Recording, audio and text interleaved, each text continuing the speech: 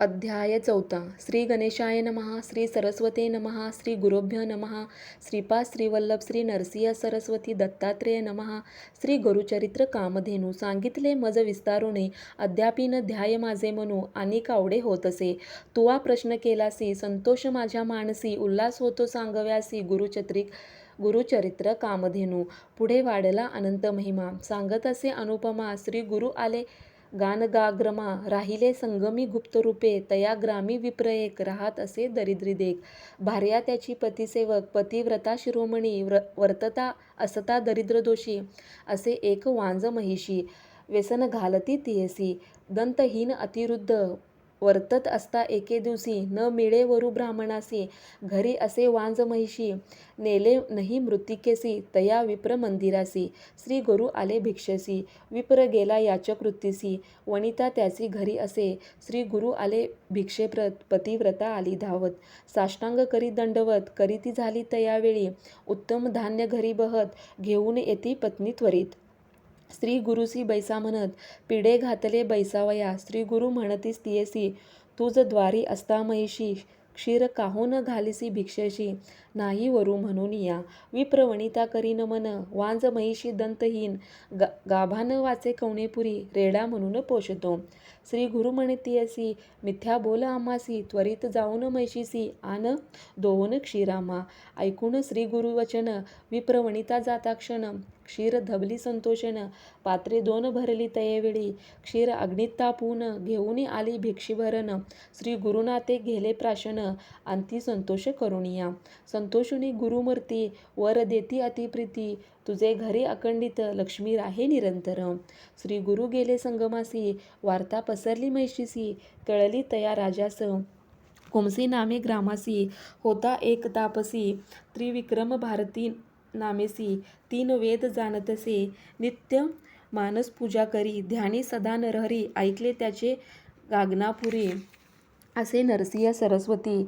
ऐकोणी राजा संतोषला नालांकर करीती झाला हत्ती अश्वपाय दळा. शृंगार केला तयेवेळी समारंभ केला तोरू. पालखीत बसले श्री गुरु नानापुरी वाद्य गजरू करुणिया निघाले.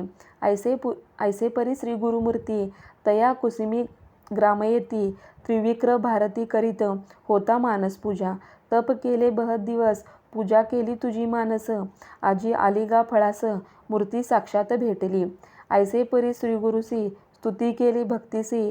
श्री गुरुमूर्ती संतोषी झाली निज मूर्ती एक. ऐसा परमपुरुष गुरु त्याते जे कोणी म्हणती नरू तेच पावती यमपुर सप्त जन्मपर्यंत.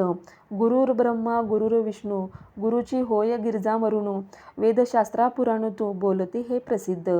या कारणे श्री गुरुसी शरण जावे निश्चयसी. विश्वासावे माझ्या बोलासी लीन व्हावे श्री गुरुचरणी. पुढे अपूर्व वर्तले एक ऐक शिष्या नामधारक. विदुरानमे नगर एक होता राजा यवन तेथे. महाक्रूर भ्रमद्वेषी सदा करी जीवहिंसी. चर्चा करवी ब्राह्मणासी वेद म्हणवी आपणा पुढे. वेदशास्त्र निपुण द्रव्यावरी ठेवूनी मन भेटीसी जाती ब्राह्मण. वेद म्हणिती यवनापुढे येणे परी वर्तमाने. वर्तते असता एके दिनी मंद भाग्य विप्रदोनी. येऊने भेटले राया राजा म्हणे समजताती चर्चा करावी तुम्ही यासी. जे जिंकित तर्केसी त्यासी अपार द्रव्य देऊ म्हणे. गावोगावी हिंडती जयपत्री लिहून घेती. ऐसी कवना असे शक्ती तया सन्मुख उभे राहावे. समस्त नगरे हिंडित पुढे केले दक्षिणपंत. भीमा तेरी असे विख्यात कुमसी ग्राम उत्तम. तेथे महामुनी कीर्तिमंत म्हणून सांगती जान समस्त. ऐकती द्विज मदोन्मत्त गेले तया मुनिपासी. जाऊनी म्हणती तयासी त्रिवेदी ऐसे म्हणविसी. चर्चा करावी आम्हासी अथवा द्यावे हरिपत्र. त्रिविक्रम महामणी घेऊन आला विप्रा लागुनी गागनापुर भुवनी. श्री गुरु सन्मुख श्री गुरु म्हणती विप्रांसी कवन आले कार्यासी. वाद कायचा आम्हासी लाभ काय वादे तुम्हा. श्री गुरु उपदेशी त्यासी परी ते न जानसी गर्वे असे मानसी न ऐकते तयासी किती प्रकारे विप्रांसी श्री गुरु सांगती हितासी न ऐकती द्विजतामसी म्हणती वाद का पत्र देणे ऐसे उत्तर ऐकोनी काणी कोप करीती श्री गुरुमणी जैसे तुमचे अंतकरण तैसे सिद्ध पावसी म्हणत तैसे विप्रमदोनत श्री गुरुन ओळखता बळ आपुले प्राण देत दिवा देत द्विज देखा इतुकी वर्ततात ते अवसरा श्री गुरु देखती नरासे दुरी शिष्या म्हणती पाचारे कवन जातो मार्गस्थ श्री गुरु वचन ऐकून गेले सेवक धावणी त्या नराते पाचोरण आणिला गुरु सन्मुख गुरु पुसती त्यासी जन्म कवन जातीसी तो वृत्तांत सांग मजसी मनोनी पुसती तयेवेळी श्री गुरुवचन ऐकून सांगे आपण जातीहीन मातंग नाम मनोनी स्थान आपुले भईग्रामी ऐसे कृपाळू परमपुरुष दृष्ट केली सुधारस लोहासी लागता परिस सुवर्ण होता काय वेळ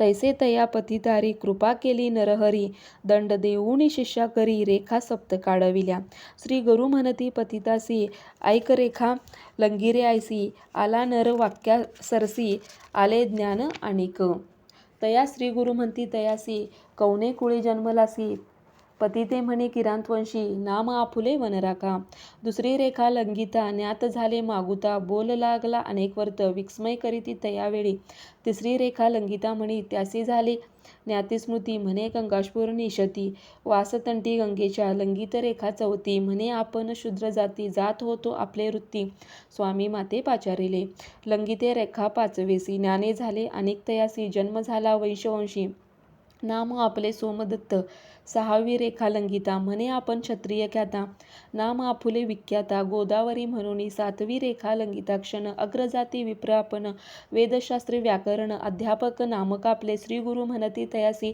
वेदशास्त्र अभ्यास म्हणसी आले विप्र चर्चेशी वाद कर त्यासी अभिमंत्रुणी विभती त्याचे सर्वांग प्रेक्षती प्रकाशली ज्ञानज्योती त्या नरा परेसा जेथे मानव सरोवरास वायस जात होसी अंस तैसा गुरु हस्तस्पर्श पतित झाला ज्ञानराशी नरसिंह सरस्वती जगद्गुरु त्रयामूर्तीचा अवतार अज्ञानी लोक म्हणती नरो तेचे जाती अंधपाता जे आले चरसीस विप्र भयचकित झाले फार जीवा तुटोणी झाले बधीर हृदय क्षुळू तात्काळी विप्र थरथरा कापती श्री गुरुचरणी लोळती आमुची आता काय गती गतज्योती स्वामिया वेष्टुनिया मायापशी झालो आपण महातमसी नको ओळखती तुझ्या स्वरूपास क्षमा करणे स्वामी बराया तैसे त्या पतितासी लागले ध्यान गुरुसी न जाय आपुल्या मंदिरासी विप्र आपण म्हणत असे इतके होता ते अवसारे आले त्यांची पुत्रणारी म्हणून लागले अपस्मारी म्हणून आलो धावत जवळ येता स्त्रियेसी स्पर्श नको म्हणे तेसी कोपे करू माराव्यासी जात असे तो पतित ऐकून तियेचे वचन गुरुर बोलती हसून त्या नराते बोलावून सांगतासी पर्येसा श्री गुरुवचन ऐकून विनवतीसे कर जोडून केवी होऊ जातीन ज्ञान होऊनी मागुती श्री गुरु म्हणे विचारती यावे अंगी असे विभूत प्रक्षा भाळावे लुब्ध का हाती अज्ञान तव पावेल श्री गुरु म्हणती त्यासी उदक घेऊन कुंभासी मस्तिके घालता पतितासी गेली विभूती धुवोनी विभूती धुता पतिताचे झाले अज्ञान मन त्याचे मुख पाहता स्त्रीपुत्रांचे धावत गेला त्याजवळी ऐसे विभूताचे महिमान महात्म्यम असे पावन सांच होय ब्रह्मपूर्ण भस्म महिमा अपार इति श्री गुरुचरित्र संक्षिप्त नाना प्रकृत कथा संमत सदा पठेत भाविक भक्त चतुर्थ अध्याय गोडहा श्री गुरुदेव दत्त इति श्री गुरु संक्षिप्त चरित्र चतुर्थ अध्याय संपूर्ण श्री गुरुदेव दत्त।